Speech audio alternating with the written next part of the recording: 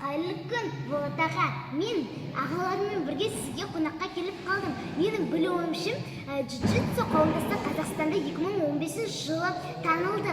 Ол қауымдастық халықаралық джиу-джитсу федерациясының мүшесі.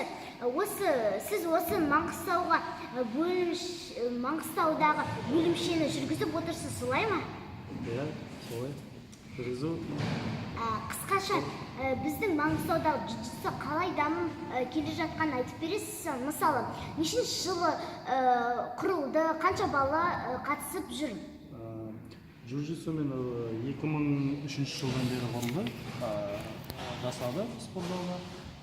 Заң түрде 2008-ден бастап ашылды джиу-джитсу федерациясы. Оған джиу-джитсу федерациясы 2012-ге шейін жасап өтті. Қауымдастық болып ашылды. Әртүрлі джиу-джитсуның әртүрлі бар, 3-4 түрі бар.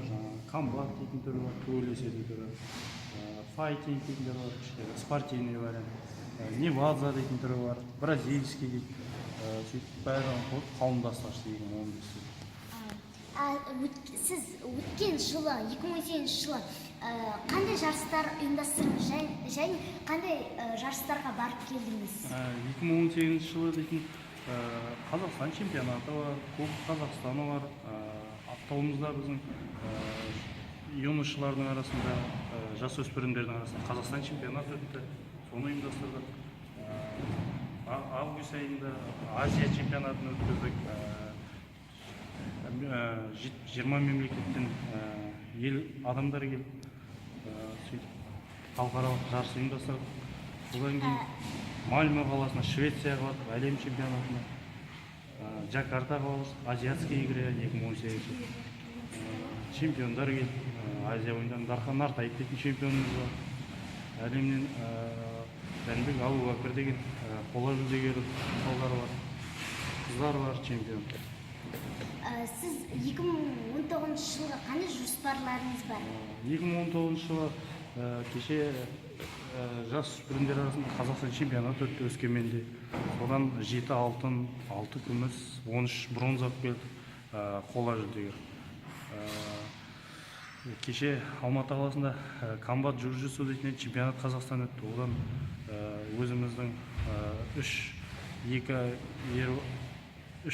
спортсменіміз чемпион болды, бір спортсменіміз қола жүлдегер атанды. Бұйырса әлем чемпионатына, Азия чемпионатында Қырғызстанда өтетін соларға қатысамыз. Бұйырса алда балдар Таиланд дейтін елге сборға кетеді. Одан кейін Абу-Даби дейтін мемлекетте әлем чемпионаты өтеді. Оған қатысады, одан әрі Парижге кетеді. Сондай жоспарларымыз бар. Өте жақсы.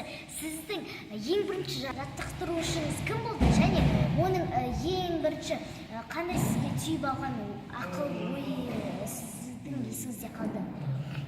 Мен жаттықтырушым Жұмадилов Ерлан деген ағайым болды. Осы Ақтауда 2002-лерден бастап ашқан джиу-джитсу. Мен өзім 2003-тен бері 3-те бастап қатыстым ол ағайға. Ол ағайдың ең бір несі ақылы, көп рисковать етеді көп затқа. Рисковать етеміз, артынан жемісін көресің дейді. Сондай бір ақыл бар. Сіз енді қызық сұрақтар қоямын. Дайын болыңыз. Сіздің шәкірттеріңіз арасында өзіңізге жақын, яғни ұлдар ма, әлде қыздар ма? Аттарын айтпай қойсаңыз да болады. Енді ол бәрі де өзімнің балам сияқты. Оны бөліп айтатын ештеңе жоқ. Бәрі де бірдей қараймыз. Бәрі де жақсы балдар. Сіз бала кезіңізде тентек болдыңыз ба, әлде жуас бала болдыңыз ба? Неге осы спортқа келдіңіз? Мен өзім бала кезімде жуас болдым. Содан Шетпе дейтін жерде тұрдым. Ақтауға келіп осы спорт түріне қатысып, оған да бір ағам себепші болды. Сіз жақсылап бір таяқ жеп көрдіңіз ба? Шыныңызды айтыңызшы. Жас кішкентай кезімізде енді жаңағындай ауыл болып төбелесетін неміз бар, азғантай ауылда. ол өйтіп ешкімнен жақсы таяқ жеген жоқ, бірақ үйге келіп әкеміздің жаңағы тоқ шайнектің шнурын алып алып сабайтын бір несі бар, сол кезде бір таяқ жедік. Спортта ең маңызды не деп ойлайсыз? Спортта ең маңыздысы мына балдар жаман жолға түсіп кетпеуге, жақсы достар табуына, денсаулыққа пайдалы, ең бастысы жақсы адам бол, өмір сүру, ақылды бол. Джиу-джитсуда сізге ең қатты ұнайтын әдісті мен ағаларыма көрсетіп бересіз бе? Ең қатты ұнайтын ба? Қайсысын көрсетейін? Әртүрлі бізде. Әртүрлісін көрсете берейін бе?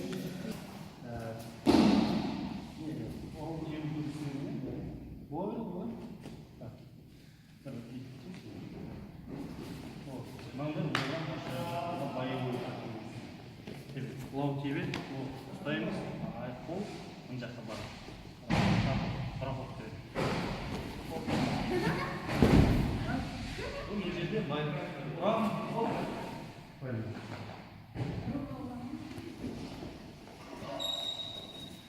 бұл боевой jiu-jitsu дейді.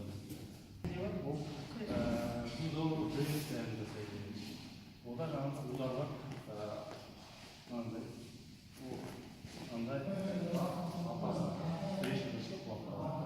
дзюдоны көремдер. Енді дзюдоны білесіздер, мен сіздерге невадзаны көрсетейін. Көбінесе невадзада любой уақытта бүйтіп астық көзіңді түріп алады да, мына аяқты ұстап алады. Мына қарсыласым қуануға тырысады. Осы моментте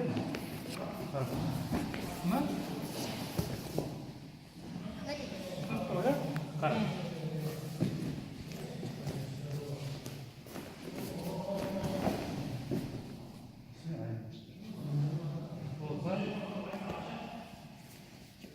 Аяқта мұны бүйтіп жабысып алады, жібермейді.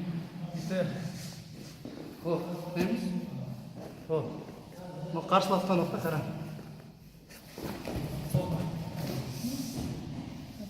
Ары қарай позиция.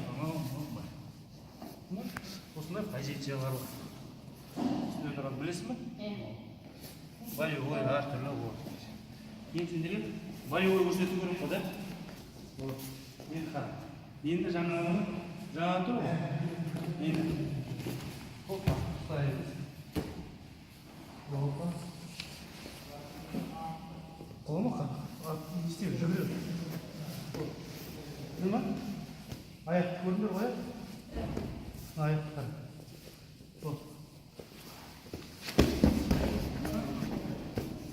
Түсінді ма? Свет дейін тұрым.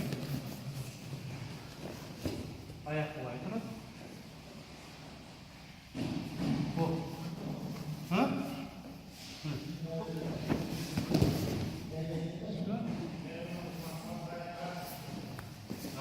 Мен аспандай ода жақсы көретін көремін. Осылай үстінде жатады. Өтемін. Аяқ біздерде, мына кішкентай балдарда аяқта прем жасау. Бізде взрослыйда өзім жақсы көретін премдерім.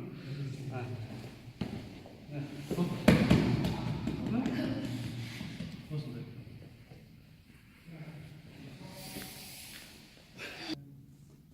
Аға, рахмет. Сіз жарысқа шыққан кезде қандай ырым жасайсыз? Яғни жетістікке жету үшін? Біздер жарысқа шыққан уақытта енді дайындалып барамыз ғой алдын ала. Ондай ырым жасап, ондай жасап көрген жоқпын. Бірақ енді балдарға настрой береміз. Балдар ұтылмаңдар, ұтылсаңдар ештеңе етпейді. Келесі жарыста барсыңдар. Бірақ шамайынша ұтуға тырысың деп настрой береміз. Өзі адам сияқты, ол да адам, сен де адам. Бәрінің қолынан келеді.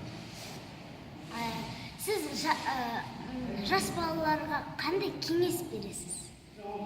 Жас балдарға сабақ жақсы оқысын деймін. бірінші очередь әке шешесін тыңдасын, спортта кешікпей залға келіп спортпен бәрі айналсын. Жақсы да екенсіз.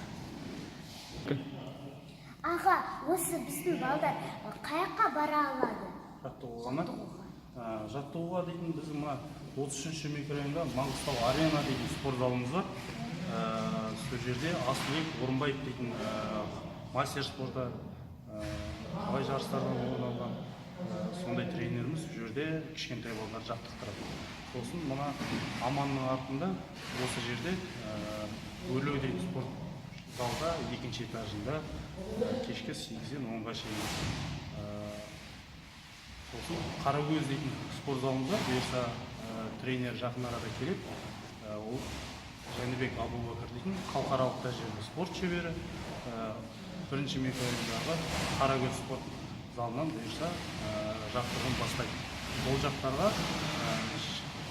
8 жастан балдарды қабылдайды. Жас несіне шектеулік жоқ. Рахмет сізге, Влад аға. Сіз шәкірттеріңізге жетістікке жетуіне тілектеспіз. Сізге сәттілік тілейміз.